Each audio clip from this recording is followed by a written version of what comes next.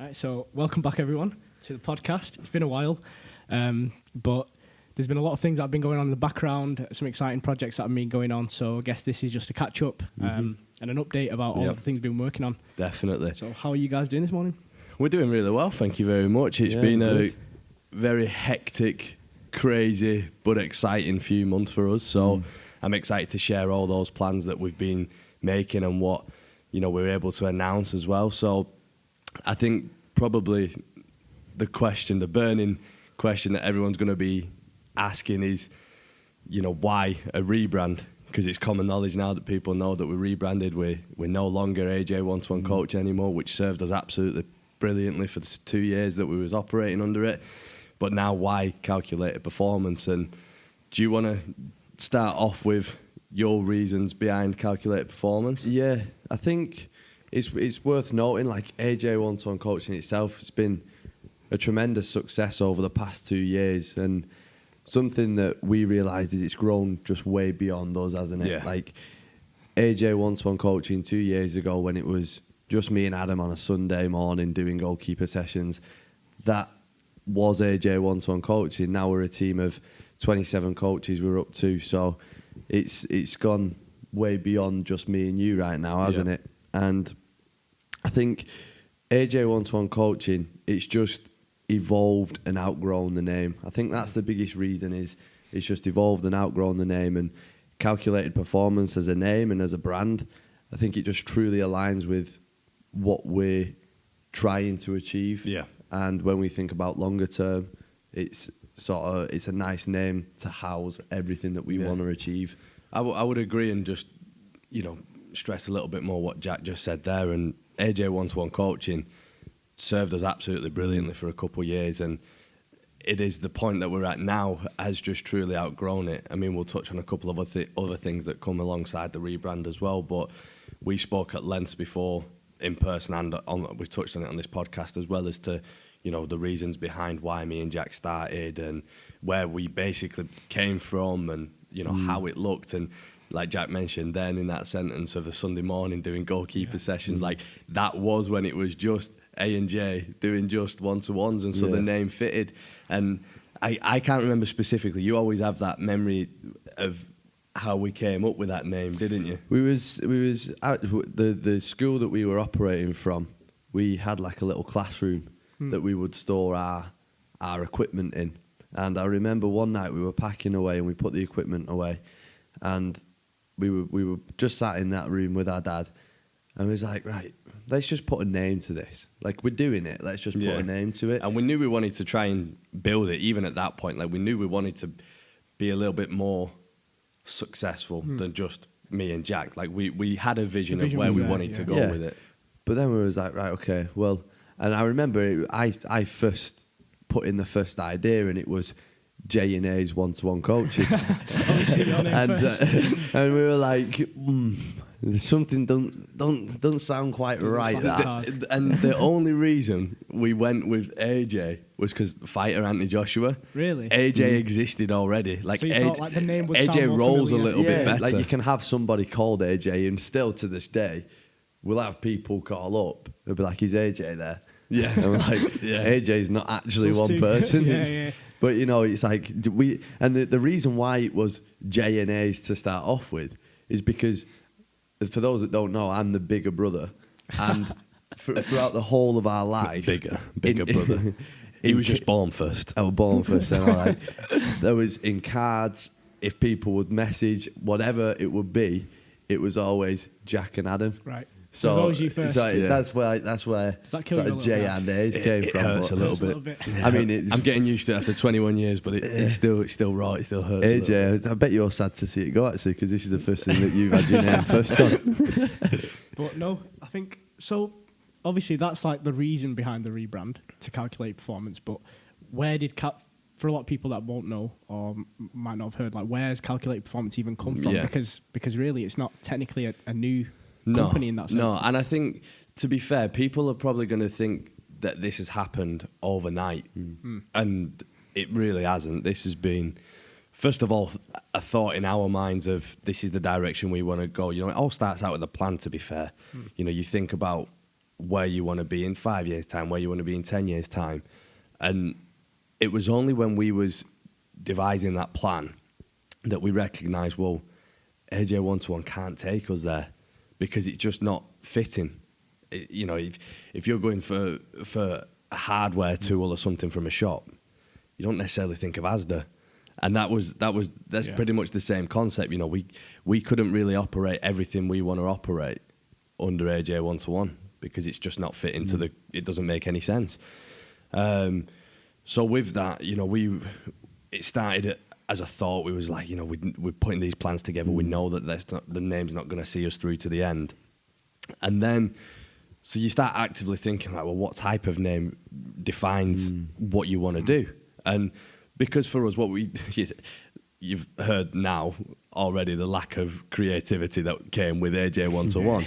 And we knew that on the second time round, you know, that wasn't going to be the same situation. So, you know, we thought at length around the name. We thought, you know, how ultimately can we like make it work and stuff. And the name Calculated Performance, I know you touched on, was in existence. Now, it wasn't, you know, for those that will know, and we'll touch on this side a little bit more as well.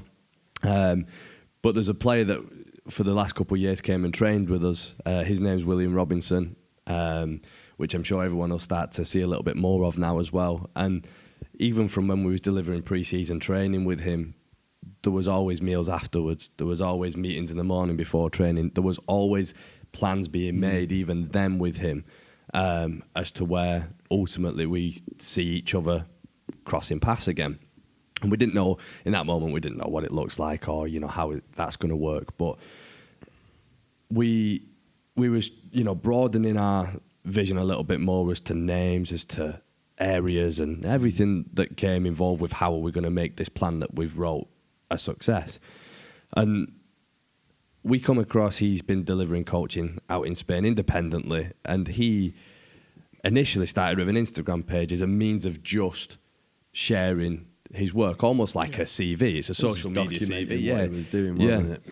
And so we contacted him about it, and you know, the name Calculated Performance, it had a really nice ring to it. You know, we felt that it aligned, those two words, when you break those two words down, we felt it aligned very much with how we want to develop the athletes that we work with.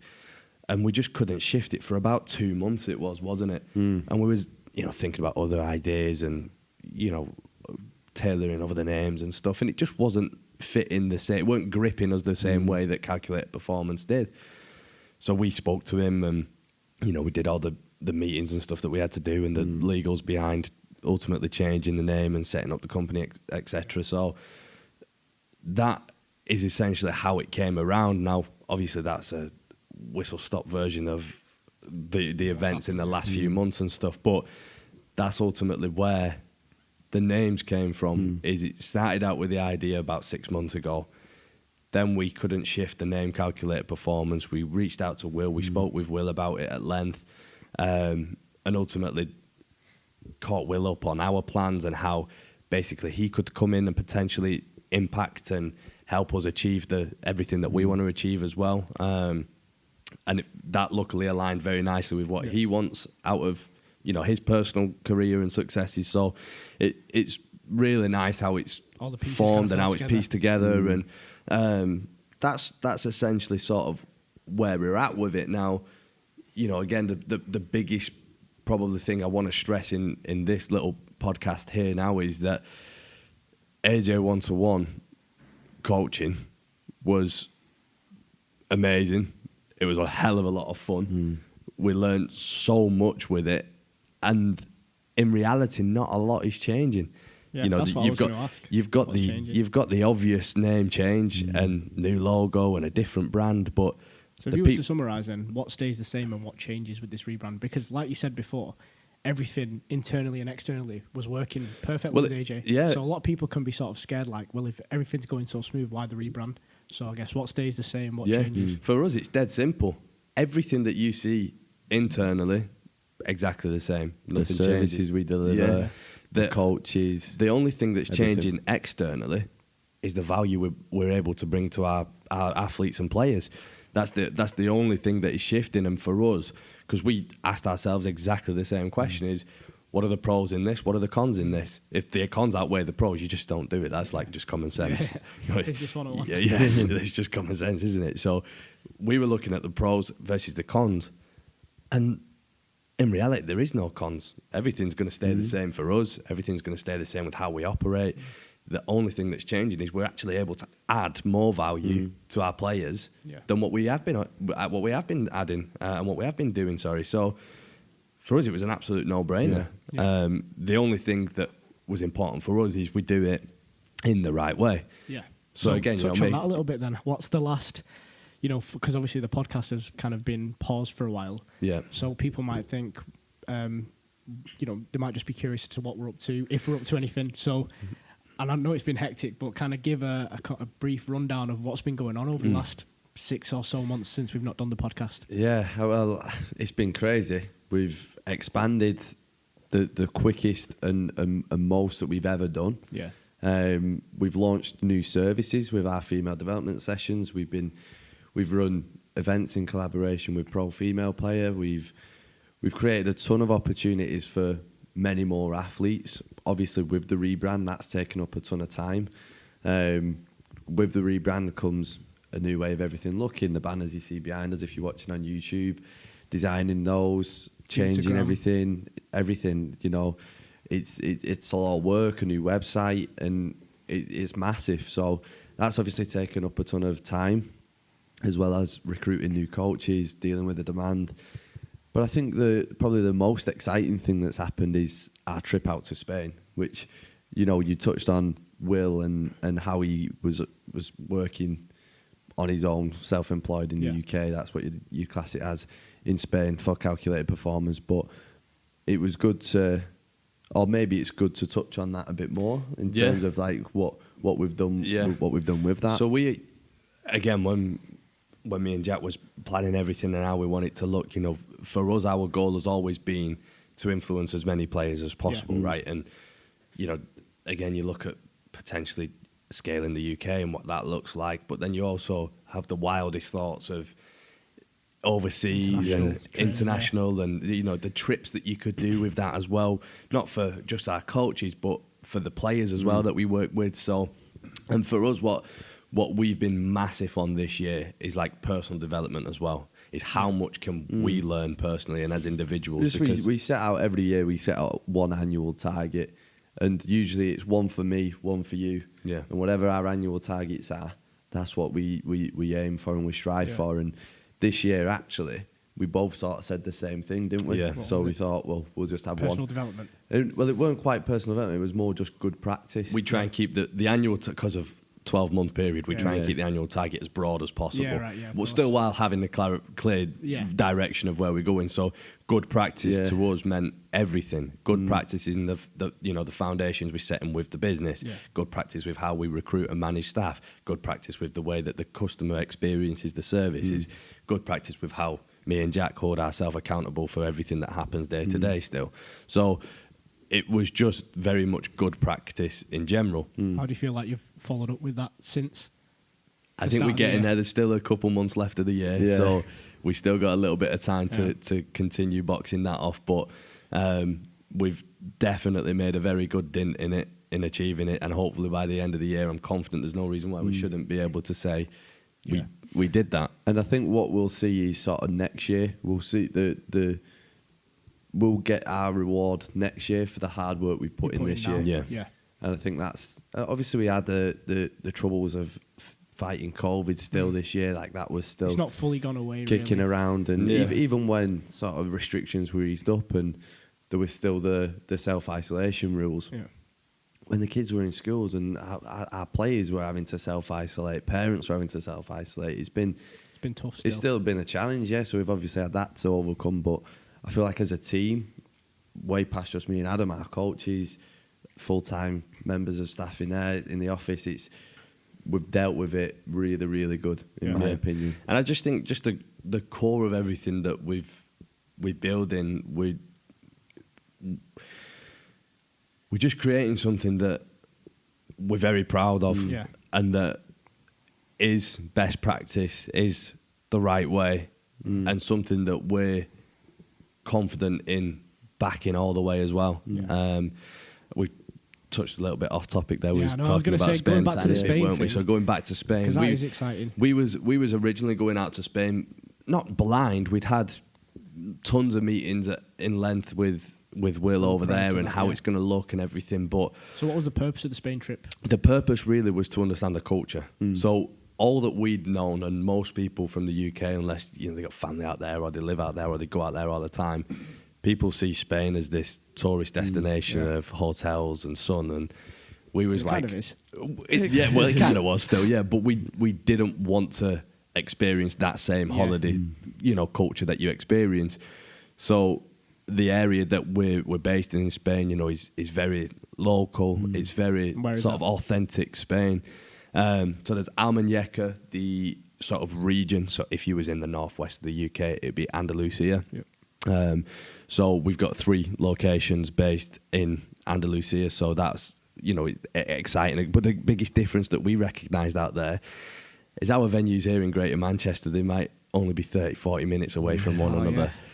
Whereas in Spain, we had to hire a car, and the mileage we put on that car just in In a 3 few days was days. ridiculous. Crazy. Because It's like everything's a minimum an hour away. everything's a minimum an hour. And the thing that they're blessed with over there is the motorway system is miles It's better. class, isn't it? Unless you're at 2 p.m. and then at 2 p.m. like everyone's on the way Siesta. home for a kip. So the motorway, the transport was better. So an hour didn't feel like it would do going through gridlock Manchester, but it's still much more And spread around. how was it so. for you guys experiencing that culture? Like, because you only had a few days, obviously, when Yeah. you went on the trip to throw yourself in there, Yeah. understand as much as you can, absorb everything, the culture, the work practices, everything. What do you feel you took from that trip? It was different. It was good because we recognised and we knew that we couldn't just replicate what we've done here and expect it to work in Spain. It's completely different. You're targeting different people. Different It's a economy, completely different culture. Yeah.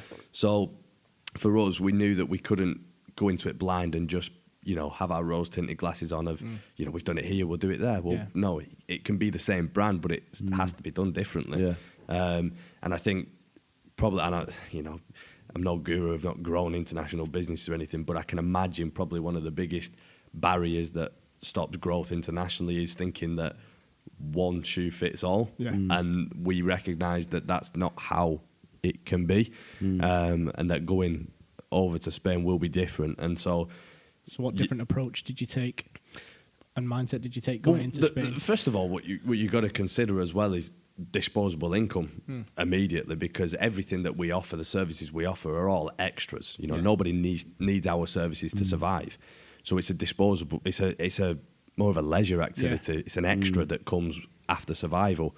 So for us, you've got to look at the disposable income, the average salaries, the way people live over there, the fact that through winter months are quite tough, but then summer months they get that influx of tourism, So again, the tax laws, the company laws, they're everything.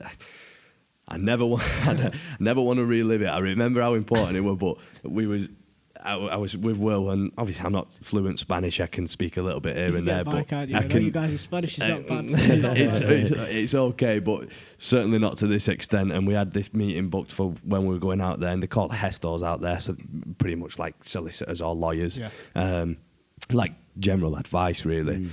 And I remember having this meeting scheduled, and it was a 2-hour one, and anyone who knows 2 hours with an accountant or a lawyer, it's Just life draining. it's tough. It's mentally draining anyway. Now I was sat there, and you two had gone off doing some shopping or whatever. Can't lie, we got smoothies and stuff. Walking around the town centre. And you two was on holiday at that point. But I remember me and Will walked into this gorgeous building, really nice. Yeah, it was nice. But oh wow, those 2 hours. I mean, there was obviously speaking in Spanish for majority of it, and every couple of minutes or so, Will would turn his head and translate it to me, and that was a challenge in itself because we're going into foreign territory. We need to know we're getting everything right. Yeah. So they're all things that we had to know. They're all things that we had to learn, but we had to learn them in 3 days. We had meetings with banks for company accounts over there. We had meetings with accountants, meetings with gestors. But this is all in Spanish. I'm English. So it was tough to try and to think about what we've learned in 2 years to get us to this point here in the UK with a language we understand, we had to get to the exact same point, but in 3 days. When we didn't really understand the language or what was being said. So like communication between us and Will has been crucial. I mean, it's been every day for the last 4 months of just constant communication because it's had to have been. So that was new and challenging for us. You've got the obvious things of culture of, even the timings of the day. And the siesta, the late nights, the eating dinner late in the evening. Like, we're training here in the UK when they're sitting down eating some dinner. So for us, it's like, well, what does our calendar look like? What does our timetable look like? Are we having coaches working till 10 p.m. over there instead of finishing at 7? Like, it's adapting everything. I think it's just being open-minded. It's being open to change. It's not being, like I'd said, it's not going over and just delivering just doing what a one-size-fits-all. But then you've also got to consider as well the pitches. We're blessed, and even some people here quite locally, they get frustrated potentially at the lack of venues that we have, or how unaccessible the AstroTurf venues are. Now we can't necessarily use grass pitches all year round in the UK. It just don't work. Now for us, we went out to Spain and we was trying to source these AstroTurf venues, and what you recognised is there's probably one in every town, but then it's an hour and a half drive to the next town. And then we were thinking, well, normally if in an hour and a half drive, we'll have 4 centres in that radius. Whereas we've got an absolute maximum of 1 because that's the only. And now, don't get me wrong, in Spain you're blessed with the weather, so grass became an opportunity for us. Well, there's many more grass fields. Well, can we utilise them in the same way? Because we went over and in our personal, yes, there's some good grass pitches and stuff, but majority of grass pitches here in the UK just don't withstand the weather unless they're maintained really, really well. So. For us and our model here in the UK, it's AstroTurf venues only, and we don't really entertain any sort of grass fields. So even just opening our mind to going out there and being like, well, grass might work if AstroTurf isn't an option. And then what you find as well is in those towns, they've obviously still got their own sort of club, football club within the town. A majority of venues don't have a centralised owner. Over here in the UK, majority of venues, they're owned by somebody or they're managed by somebody, like bookings provider or lettings provider. Over there, it's very much like through the town halls, so, with like the local council. Now, obviously, the local teams are going to take priority in the usage of that field, so even that in itself is different. And there's just so many factors that when we went over, we recognised were different. Well, it excited us even more because it's as much as it's the same business, they have to operate so differently. And now, when we talk about personal development again, there was no better situation for us to be in than that. To throw yourself in to throw ourselves there. And sort of like, look, sink or swim. You either you learn and you learn fast, or you sink. I think it's worth touching on the 3 centres because that was something that, in terms of the venues. And the areas. The venues themselves, we've got one in Frigliana. Pronunciation might be a bit poor here. I'm like 1/8 Spanish. So Frigliana, that's a gorgeous venue. The venue there is a lovely town as well. It's a gorgeous town, but it's just set in it's like the almost mountains. set in a cliff face, isn't it? It's crazy. Is that the one we saw where we walked up to where we walked up to it and there's the big cage around, like the big net around it. With the palm trees. Yes. That's the one. So there's one of the venues, stunning venue, really nice. That is AstroTurf as well. We've got one in Nerja, which is an indoor venue. Again, fantastic venue. That's where we did majority of our filming at when we went over there. So that was good. And then the final one, you might have to help me out. Is it in Vélez? Vélez, there we go. There we go. See, you're more Spanish than me. So they're all locations that we're targeting. The plan. There's a team out there in Spain that are working on it every single day. Because something me and Jack recognise as well is, the point at where we're at now with calculated performance in the UK is we've got so much growing to do. We've got so many exciting plans that we've got to tick off here in the UK first. So there is a team out there in Spain that will be managing that day to day, and you know that's fantastic for us because the Spanish side is getting just as much attention as it deserves. You know, in order for that to grow and succeed and, you know, do everything that we want to do over there as well. So we've got Will out there working on it full time, haven't we? And so hopefully can see that grow and develop nicely. Yeah.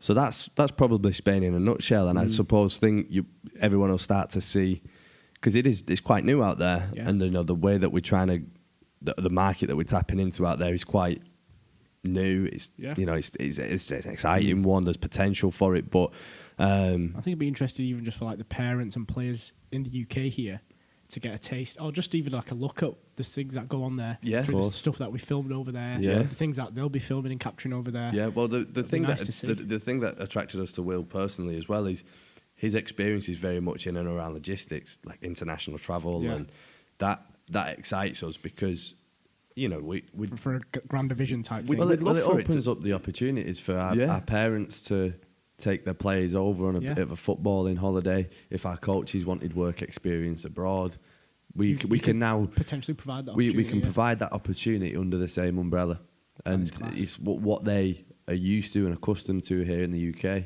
They know they can jump on a flight, go to another country, and get the same treatment. And I think that's another thing that's really exciting. But so that's been brilliant for Spain. What's been your like favourite bit of the trip? Favourite bit or bits? It's hard to say. I think the trip as a whole. Do you know what I loved? Out there and just see the culture. Yeah. I loved the coffee. Go on, talk about the coffee. Well, I tell you, we've been talking for a bit there. Let's take a little break, and then we'll come back and we'll hit some funny stories from out there. Sweet, sounds good. Okay, so we're back at. We just recapped a couple then, didn't we? While we were on the break, but touching on just some funny moments in Spain, because as much as we went out, you know, with an itinerary, and it was literally to the hour. We had a hell of a lot to do in 3 days, and for the 99% of the time, it was serious. We had a lot to do out there, but we still managed to find time to have a bit of fun, a little bit of fun. And you touched on your coffees before. Yeah. So the café con leche. Say with the accent. Café con leche. So for us, you know, we went to a coffee, and coffee over here is expensive compared to Spain. So we was thinking of breakfast, and Will's like, "Come on, breakfast 7 a.m. We're going this cafe," and we was like, "Can we not just have a bowl of Cheerios in the hotel or something?" Like, why are we eating out all the time? And you'd go and, you know, you get this coffee, which was gorgeous, and you get like a little toasty at €1.30. It's like, well, that's why we're eating out every time. Then. So it's cheap, and I didn't realise, right?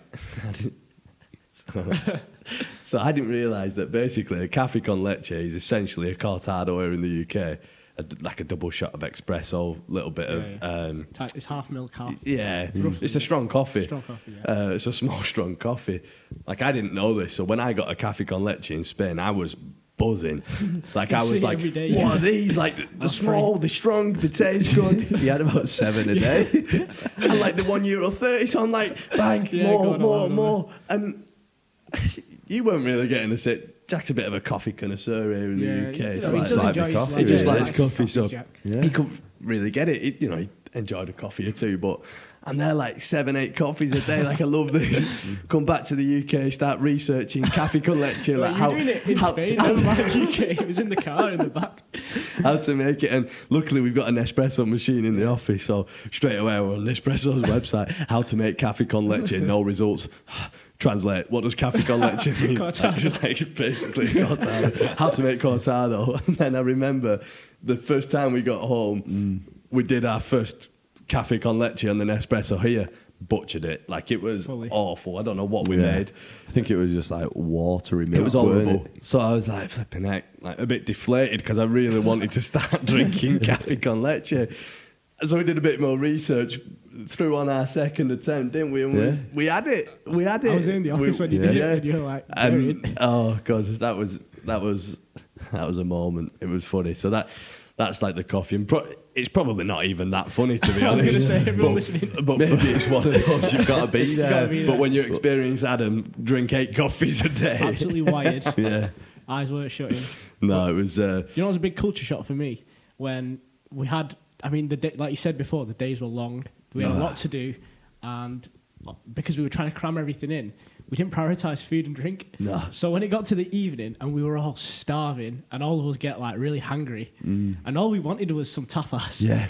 And I've had tapas here in the UK. The prawns. We wanted the proper deal. The chorizo, the Spanish bread, tapas the small cheese. dishes, the board of food. that everyone knows Yeah. and loves. Yeah. So when we get to Spain and we go, Will, take us to a tapas restaurant. And it took us, like an hour just to find somewhere. Yeah, so for anyone that's ever been to Spain, or even for those that don't know or haven't been, tapas over there isn't the same as tapas here, is it? Because tapas basically is small dish. Yeah. That's basically what tapas is. But then the way tapas works over in Spain is you get a small dish with every drink you order. Yeah. So it's not one of those you can go and get like a Order tapas a ton menu. of dishes. It's You have to order a drink. basically don't you? what the chef's got left over, I think. But the idea is, you get it at every round of drinks, so And it you keeps you kind of- continue drinking. Yeah. You're drinking more, spending Keeps you more, feeling good. but you've got enough food in your belly that you're Exactly. not starving. And we just could But not. we did not want drinks. No. we wanted food. We just wanted a plate full of small dishes. Yeah. And it just took us too long. Well, it took us about an hour and a half, and in the end, even Will didn't quite understand No. us sometimes, No. because he was trying to get it through to us, like, boys. This doesn't exist. doesn't- what you're after. Yeah. And we're like, well, it does. I just Find it. I just made the analogy of, well, everyone looks at the British thinking that they drink tea 7 times a day. Yeah. We don't, but they think we do. Yeah. So surely here in Spain, you're famous for tapas. Tapas. Where's your tapas? But he did. He had a chat with the chef or the restaurant owner. Yeah, And he managed to sort us out. in the end. with tapas in the And end. It was actually really nice. Yeah. It was tasty. What was the sweet shop one? Because I weren't in the sweet No, shop. And this, This I think, was is definitely by far the funniest moment over there.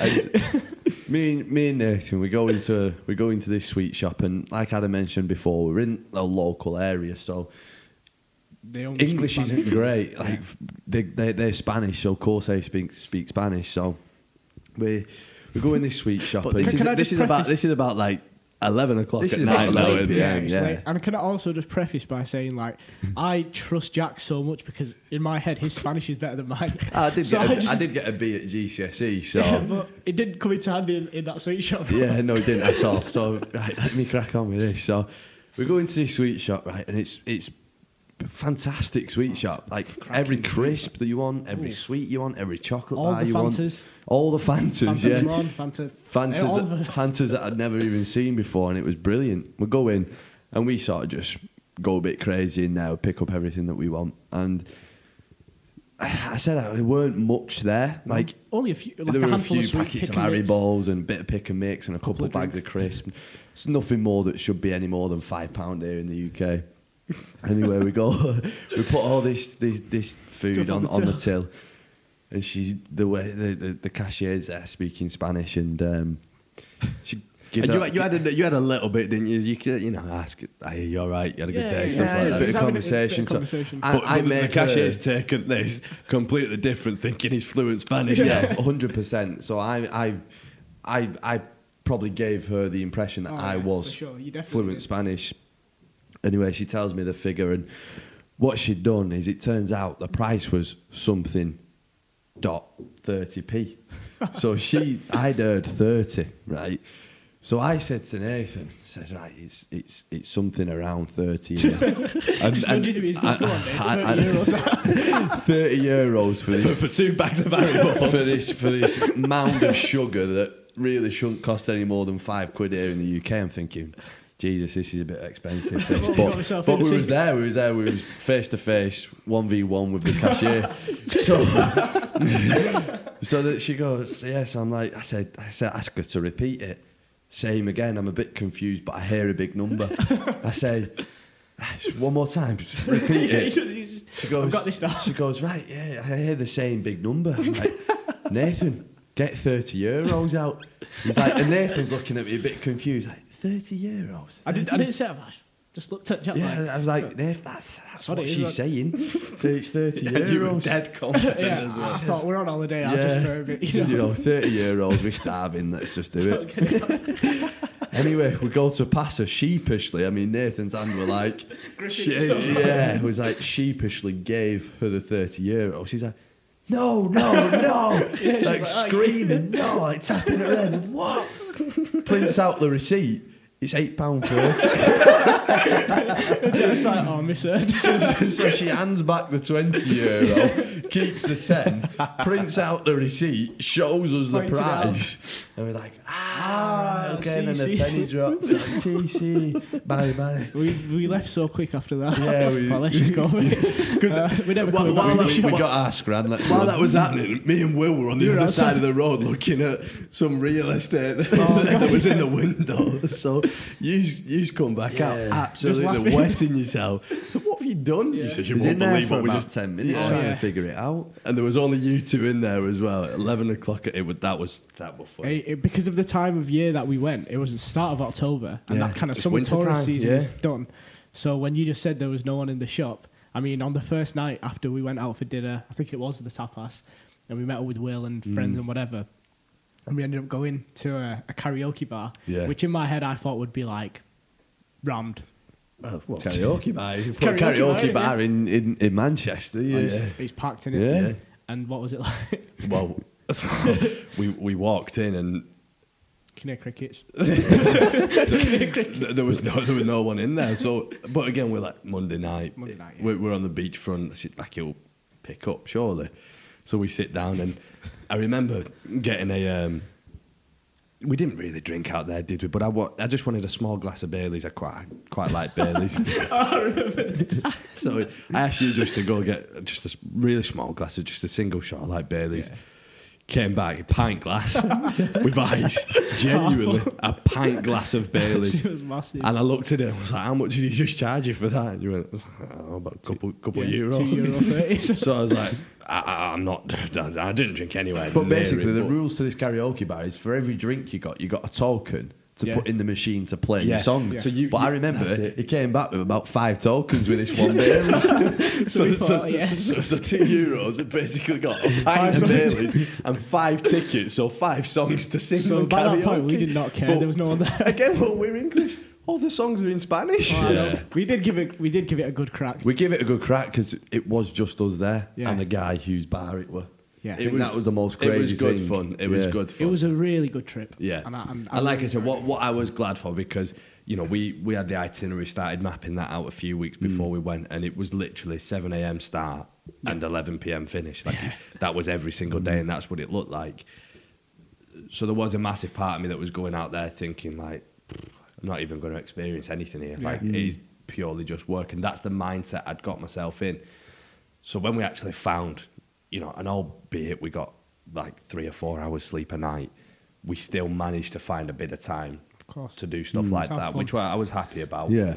Because it's important. 'Cause you it know. helps understand the culture. Yeah. Yeah, That's well, helpful this is it. understand. We fully experienced the culture, and we'd come away. I remember on the plane home, we was chatting, weren't we, editing a few videos and stuff, and we was like, well, this is...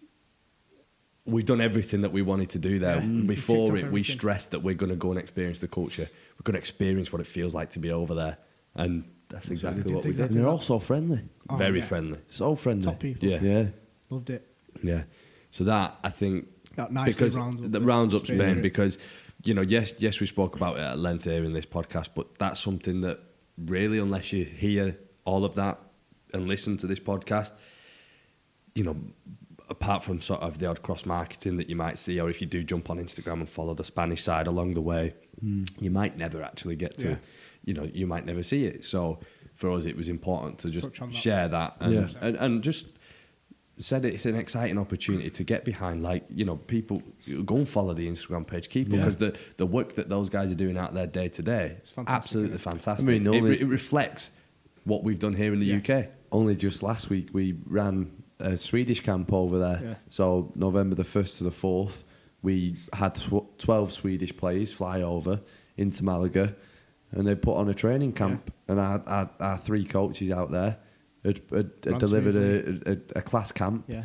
all 12 players went away with a new calculated performance kit, and they're all back at Christmas because they're all back at much, Christmas because it was so good. So I think that is it's important. Go follow the Instagram to look at the pictures from the event, the videos that was shot, and kind of see what was behind going it. on. Yeah, definitely. 100%. So no, it was fantastic. There's been over the last few months, it's been manic to say the least. But crazy. even just here in the UK, I think we've done one episode with Lewis O'Brien. I remember being sat here in this office, but we've got a bigger office now as well again.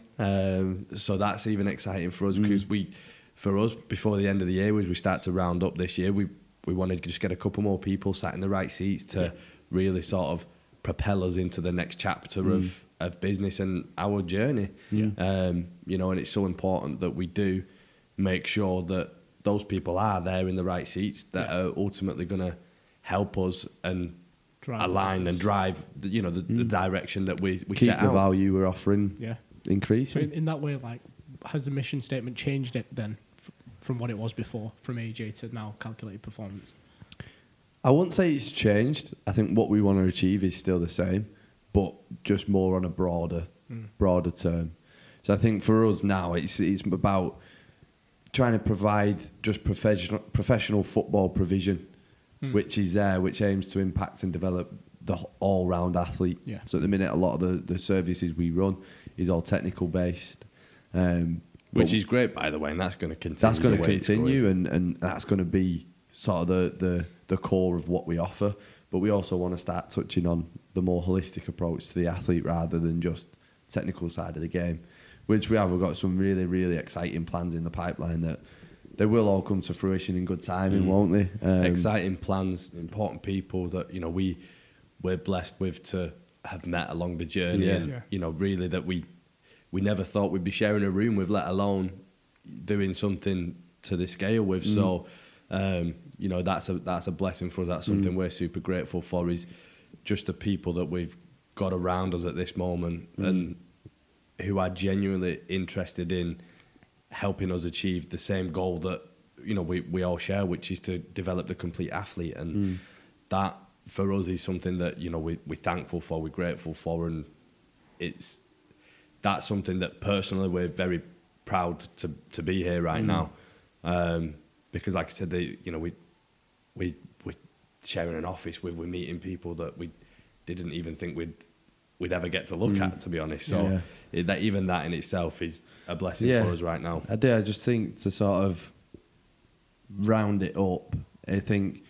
the past 2 years under AJ One-to-One coaching, it's been extremely humbling for us.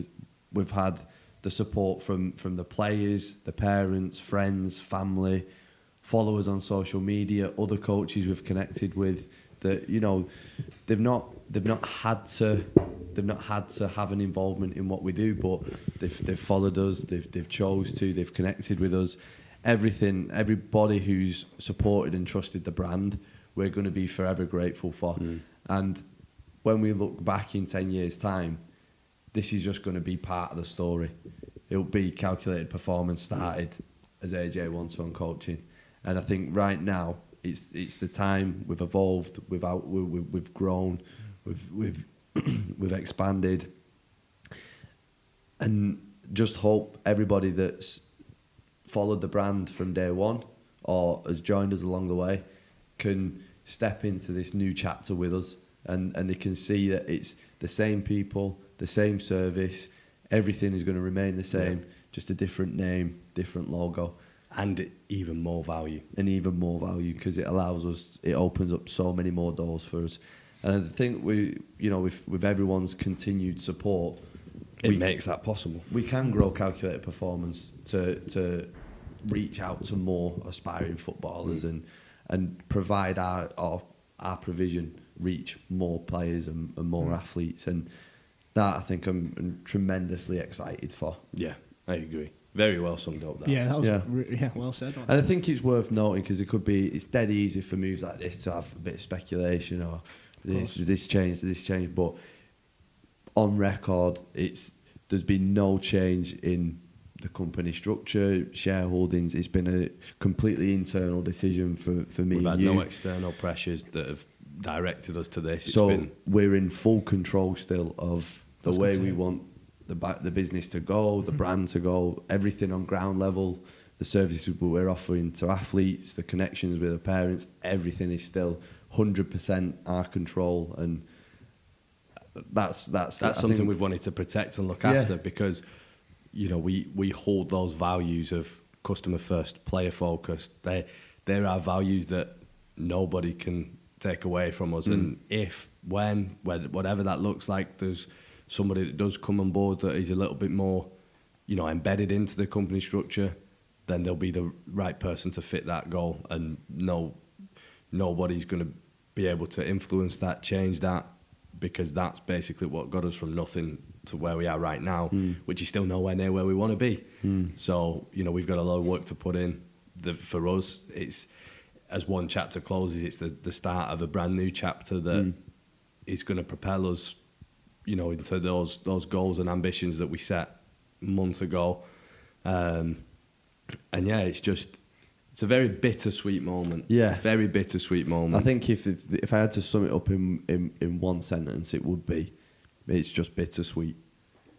And AJ 1-to-1 coach will never be forgotten. No, like mentioned just then, that's just in it's 5 years' just time. That's part of the story. Yeah, of course, one piece of the story. And we're into the next chapter now, and we're going to push forward. And I'd love to see everyone who's been with us, seen us, been alongside us whilst AJ 1-to-1 coaching, step into this new chapter with us. Because if you think what we've achieved under AJ 1-to-1 coaching is good or is decent, what we're about to achieve under Calculated Performance is going to be next level. Yeah. So join us on that journey. And again, everybody who has supported us, continues to support us, we are forever grateful for and will forever appreciate. And I don't think words themselves can say how it genuinely makes us feel, knowing we've got the support of the people we have. Yeah. That's a really nice way to wrap it up then. Me too. I agree. Me too. It was a good catch up. And a good catch up. We're going to put these out at least once a month, aren't we? Yeah, so that is the plan now. We've not overshot it. We're not over. Yeah, we've not overpromised. Now the schedule's sort of becoming a little bit more clearer. A massive point is just getting people sat in the right seats. Now that those people are sat in the right seats, it allows us to have the time to put into stuff like this, because this is important for us. We feel like we connect with our players and parents when we're doing stuff like this, and we're constantly striving for that feeling of, we spoke about it before, where no amount of salary or financial gain can give you the same reward that speaking to a parent does who's had a good session, or a player that has got into the first team and scored a goal at the weekend. They're the moments that we're continuously chasing, and it's like an addiction that we're obsessed and addicted to that feeling. So doing more things like this gives us that feeling, and that's why I want to make it a priority, because when we look at ways how can we continue having that connection with our parents, with our players, with our customers, this is just one tiny piece that we think we can do that in. So yeah, they will be treated a little bit more as a priority now. You can get more across in a 50-minute chat than a 30-second social post. There's stuff in here that probably isn't even going to get shared anywhere else, and that is why they're important. We want this to be a place of just honesty and authenticity of when people come and tune in. Okay, everyone's used to short form now, TikToks, Reels, everyone's used to short form, but for people who genuinely have an interest, and we might be talking to ourselves right now. I don't know who's still listening, but for us it's a means of a diary as well, of us, time stamping everything. Of that's where we were at that point in time, and it'd be good eventually for us to look back and, like you said, this is just going to be one piece to the book. This is just one chapter to the book, and it's crazy what we're about to do, because again, you don't just make decisions like this and not have a plan to follow it up. This isn't just something that happens overnight. So it's super exciting, and we want to try and encourage as many people as possible to get on board if you're not already, because it's going to be a good exciting year, 2 years, 3 years. It's continuously developing, and we're super excited about it. I think if you're listening, go and check us out. check our new website out on Yep. www.calculatorperformance.co.uk and head over to our socials as well, Calculator Performance. And if you want to check out what the guys are doing over in Spain, on Instagram, it's calculatorperformance_ES. A lot of exciting stuff going out. Yeah. Too right. Yeah. Very Thanks for your time, exciting. guys. No problem. No Thank you problems. very I much. enjoyed this one. Thanks for listening.